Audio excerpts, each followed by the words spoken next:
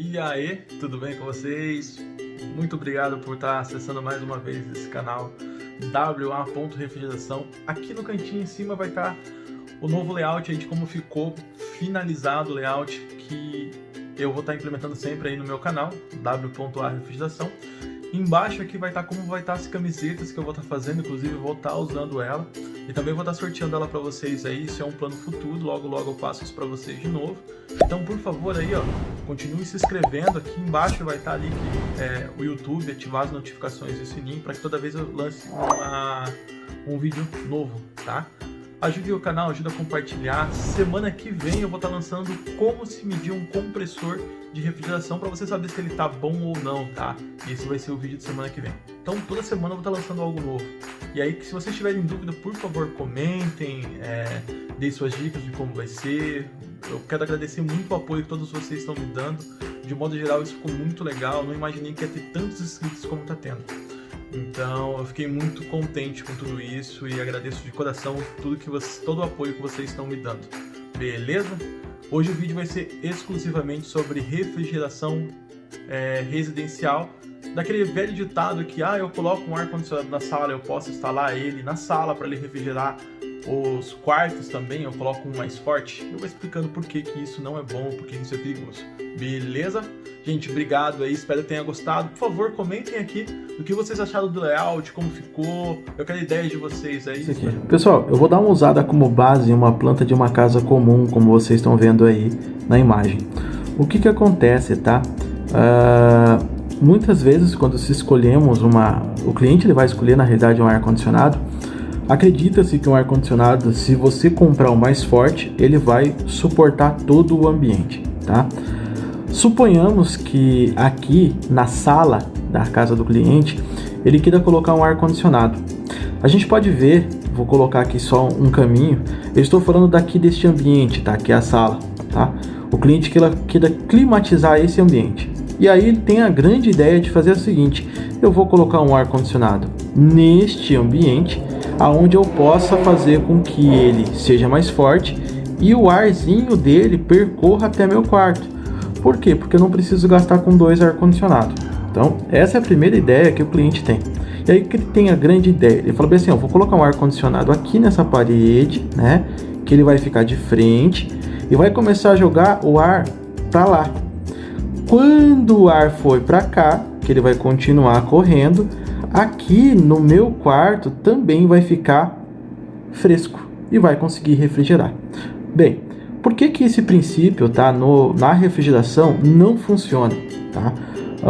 Por causa do ar-condicionado ele ser dimensionado para um único ambiente. A gente não dimensiona todo o apartamento, a gente dimensiona por cômodo. Então, a gente dimensiona esse cômodo. Vamos supor que esse cômodo aqui ele seja um ambiente aí de 3x4, 4x3 ou 4x5 e vai dar uma média aí dos seus ar-condicionado de 12.000 BTUs, que é o que mais ou menos seria equivalente.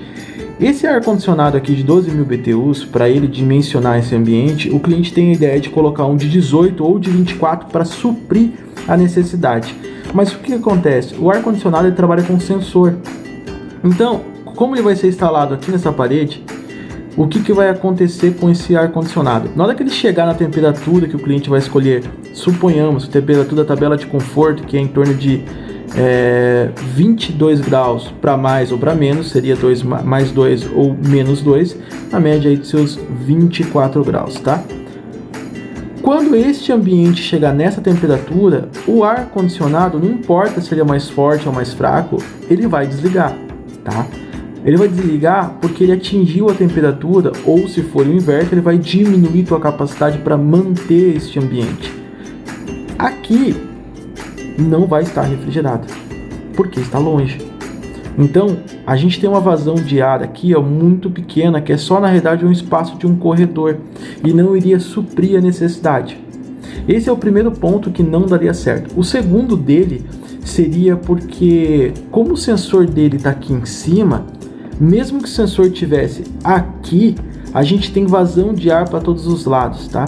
Para você ter uma ideia aí, talvez um pouco melhor do que eu quero dizer, seria a mesma coisa você tentar encher, na realidade, uma caixa d'água com água, ela estando furada. Esse buraquinho aqui, que a gente chama de porta ou a gente chama de corredor, ele é um vazamento específico para quando o ar-condicionado está refrigerando. Para vocês entenderem um conceito um pouco melhor, seria mais ou menos como se você estivesse fazendo, na realidade, a base do ar-condicionado como se fosse uma geladeira da sua casa. Suponhamos que você estivesse na sua cozinha e você falasse assim: nossa, tá muito quente minha cozinha. Aqui é a cozinha, né? Você vai pegar a sua cozinha aqui, vai abrir a porta da sua geladeira e vai deixar ela, já que ela refrigera, né? É só você colocar um ventilador lá dentro que ela vai refrigerar todo o seu apartamento. Ou melhor, o seu cômodo, porque nós estamos falando de um produto um pouco mais fraco.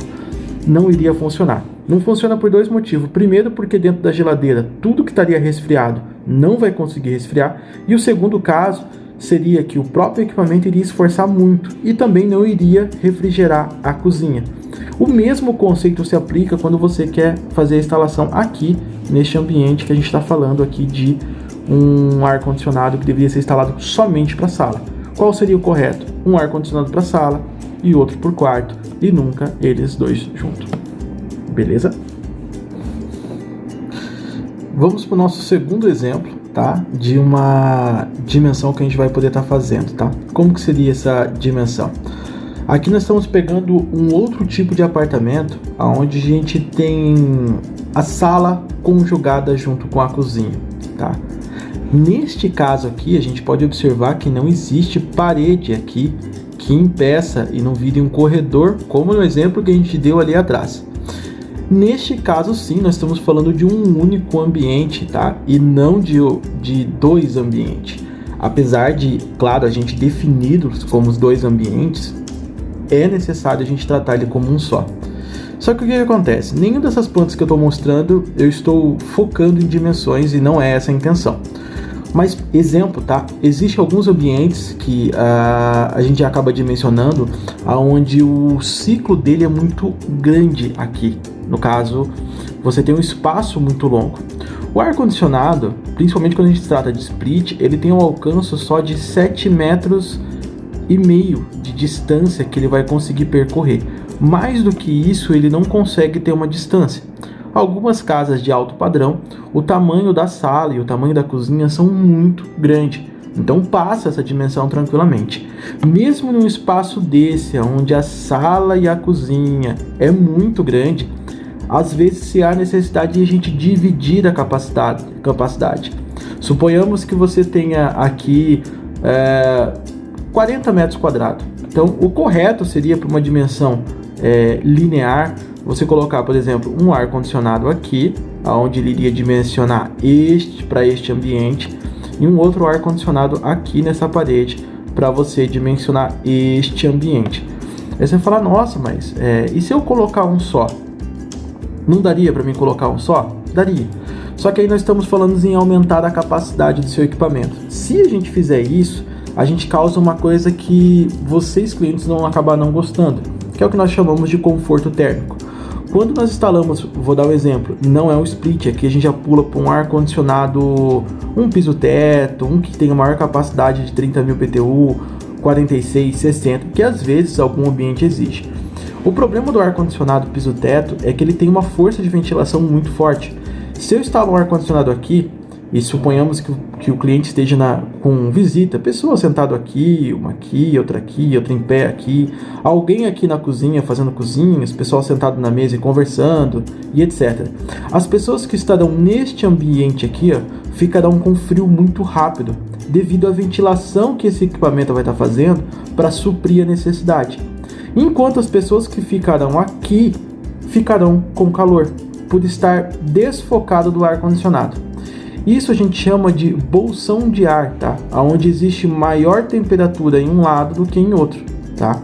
Então, até mesmo em um ambiente onde a gente vê que ele é aberto, às vezes se há necessidade de colocar dois equipamentos para suprir a necessidade. É claro que nesse caso aqui ele é um apartamento pequeno, né? Então aqui um ar-condicionado daria. A pessoa poderia colocar ele nessa parede aqui para refrigerar para lá, ficaria melhor. Não teria problema ela também colocar o ar-condicionado nesta parede, que também refrigeraria e atingia o ambiente por completo, tá? O que não daria para fazer é a pessoa pensar assim: nossa, meu apartamento ele é pequeno, então eu vou colocar um ar-condicionado mais forte aqui nesse canto, deixo a porta aberta aqui para ele vir para o quarto também e começar a refrigerar meu quarto sem necessidade de eu instalar mais um equipamento. Então vocês viram que a ideologia do ar-condicionado às vezes acaba sendo errado. Você acaba tentando dimensionar algo que não vai dar certo. A mesma coisa se aplica eu tenho uma geladeira aqui, eu vou deixar a porta aberta dela para que ela comece a refrigerar o ambiente. E vocês viram, como eu expliquei no anterior, que não vai dar certo. Outro fator muito importante existe o ar-condicionado inverter e o convencional. Não vou explicar sobre a base dos dois agora, vou deixar isso para um vídeo para ele não ficar muito longo. Mas a questão quando você usa o inverter sem ele estar corretamente dimensionado, ele deixa de ser inverter e acaba gastando mais do que ele deveria consumir. Claro que ele não chega a ser um convencional, dependendo de como ele usa, eles vão beirar e vão se tornar bem equivalente, e aí você deixa de ter um aparelho que realmente é econômico, que essa é uma variação muito grande. Aqui nós temos um diagrama onde a gente pode ver um padrão de instalação, o suporte de fixação que fica no fundo, lá a gente pode ver como é parafusado. A ideia, lembrando que não é mostrar como se instala, e sim como deve ser do padrão de instalação.